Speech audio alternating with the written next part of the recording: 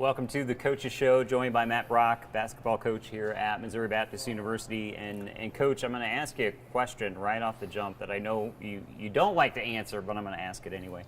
Number 8 in the country, does that change anything you think about your team, about your mentality, about, does it help you, does it hurt you, does it have no impact whatsoever at this point in the season? No, I think it helps. I think it's nice to be recognized for the season we've had to this point, but like we tell our guys, I mean, we got that ranking on what we did. What's ahead of us is what's most important, and we got to continue to get better and sharpen things up to try to be the best version of our team in February and March. And so that's kind of been our goal from day one, and it's nice to be ranked and it's nice to get some publicity, but the biggest thing that we need to do is continue to get better each day. Right. It seemed like the newness of it anyway. Last Tuesday, the rankings come out. You're number 8. You got to play against Webster. That night that was a bit of a struggle in the first half. We'll talk a little bit about that game, but it seems like after that it's kind of worn off a little bit. Like, hey, we're number 8, and now you realize you got to get back to work. Well, I mean, it's a target though, because I think other teams, it's been important to them. Right. Now they can say, hey, look at this, we got a shot at a top 10 team, and so that's something our guys got to understand. We're going to get everybody's best shot, and we've got to be ready to compete from the tip.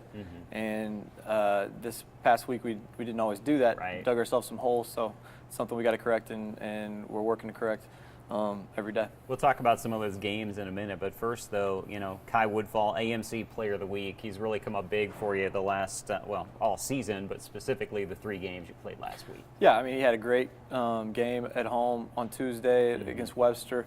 I think he had 29, so really was a difference in that second half of us getting some separation from them, and had a good second half at Philander Smith.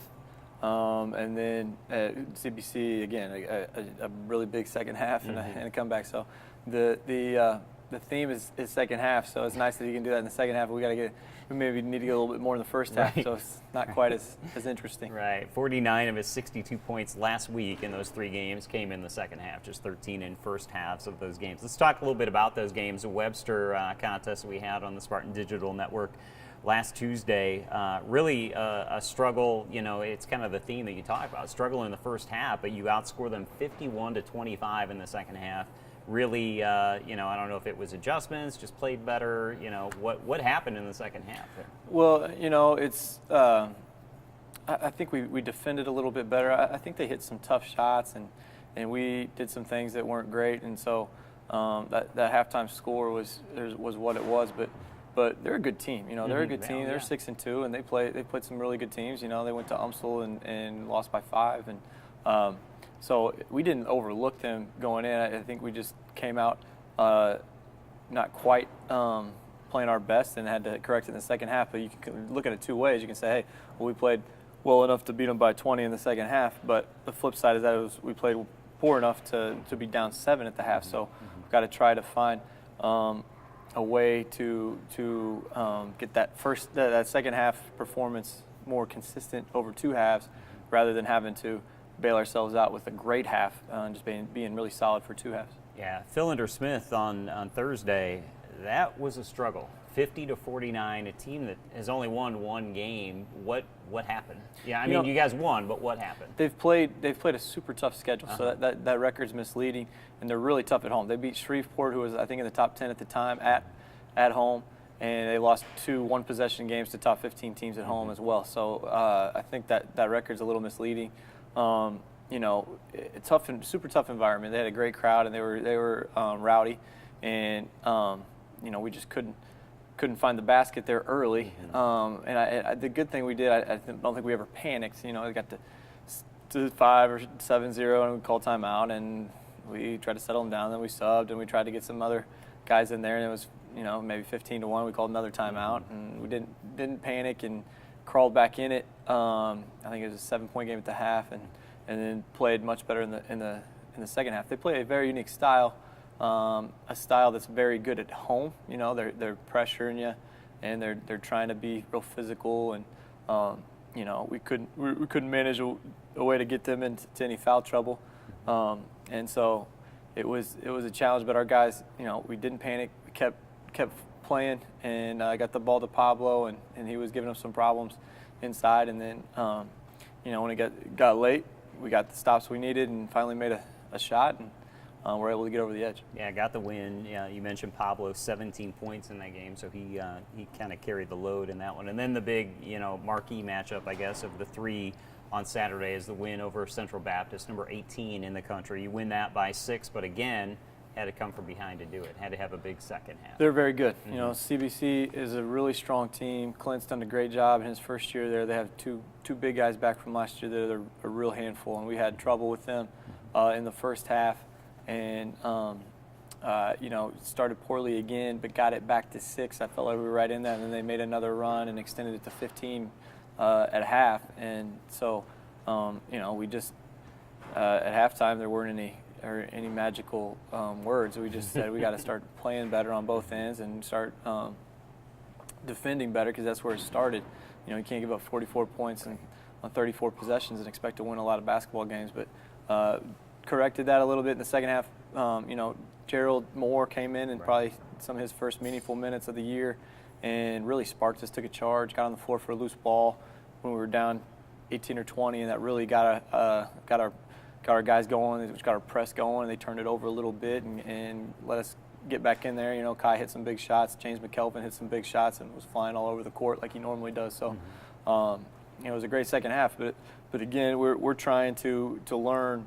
We're learning about ourselves or our range of play. So we can play bad enough to be down 15, and we can play good enough to be up by 20. Yeah. Because, and so you want to try to stay away from that bottom end of your ability level and be more in the middle and to the top. And so we've watched a lot of film, and we're trying to correct those things that we need to correct going into a big week this week. Yeah, bottom of the range. I have to ask you about it. I mean, if you could put your finger on it, you'd never lose a game. But 15-1, you go down in one game 8-0, just really slow starts and having to come back. What if you had to guess, why is that happening? Why are you coming out slow? I think we're getting some good shots, and we're not hitting them, but we're also turning the ball over. And if our offense has a weakness right now, we're turning the ball over at too high a rate. We're turning it over on 20% of our possessions, and we're still super efficient on a per possession basis. So if we can correct that and get that number down more about 15%, then our offense is going to be even more effective, because 1 out of 5 possessions we're not scoring at all. So we're really good on those 4 out of 5, but we just got to quit giving it away.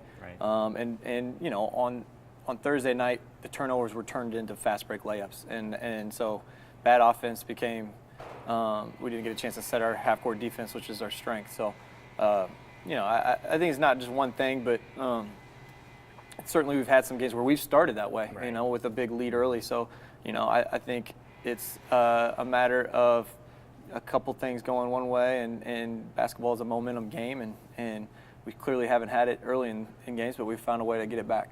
Are you recording all of your halftime speeches? That's what I want to know. No, and everybody you don't pull thinks them out of a file. Everybody thinks these halftime speeches are great, and they're really a lot less exciting than you see. You think of the ones on the movies, and they're really good. Rudy, not like Herb Brooks or anything. Yeah, Miracle on Ice. It's nothing like that. It's nothing like that.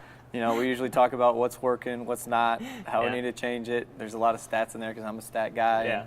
And every once in a while we'll challenge them a little bit, but it's mostly get some water, get some snacks, and get rested, and let's make some couple adjustments and we'll give you credit for it anyway. So all right, Missouri Valley College coming up tonight. They're no joke. They're 4-8, but they played some tough games and played some tough teams. Close couple of conference wins, or over our conference anyway. HLG they beat.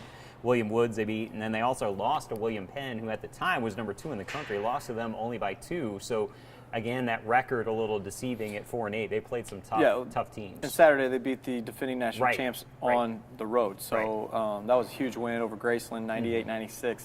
And so Coach Lance is a really good coach. He's got a really good team. He's got some seniors that are really good, and some new guys. So they're going to be a challenge. They're a very athletic group. They got a couple shooters, but very quick, very athletic, and we're going to have to keep them in front of us and guard the shooters and try to rebound. They rebound it really well on the offensive glass. So it'll be a challenge. You know, they're going to come in motivated and well prepared. And again, like we tell our guys, I mean, the target's on us now. You know, so it's not we're getting everybody's best shot. So we got to be just understand that and embrace that, and then try to go do what we do. Last non-conference game of the year. So after that, you know, you get into the grind of AMC action. That starts Saturday when you go to Lion. Tell us a little bit about them. Lion is a very unique team. You know, Coach Tapp does a great job. They play a very unique style. They play very slow, methodical on offense, and that feeds into their defense, which is very containment packed in. And they want you to shoot guarded jump shots. And very good coach, good team. They got a good Sabic's back, their shooter. And they got a lot of guys back from last year, and I think they're off to a good start. Beat Talladega, who's a top 25 team, and have won a couple games of conference play. So they're tough, and it's always tough to go down to their place and play down in Batesville. It's ugly sweater night tonight. Can we expect something coming out of the closet from you? No, I mean I don't deviate, and I don't wear sweaters, so it's just a flat out no. It's not my thing. I hope everybody else wears them and enjoys that. All right. Well, Coach, thanks a lot, and go get them tonight. We'll talk to you after the holidays. So Merry Christmas, Happy New Year. We'll talk to you soon. Thanks, Kevin. That is Matt Brock, head coach of the Missouri Baptist Spartans, and this has been the Coaches Show on the Spartan Digital Network.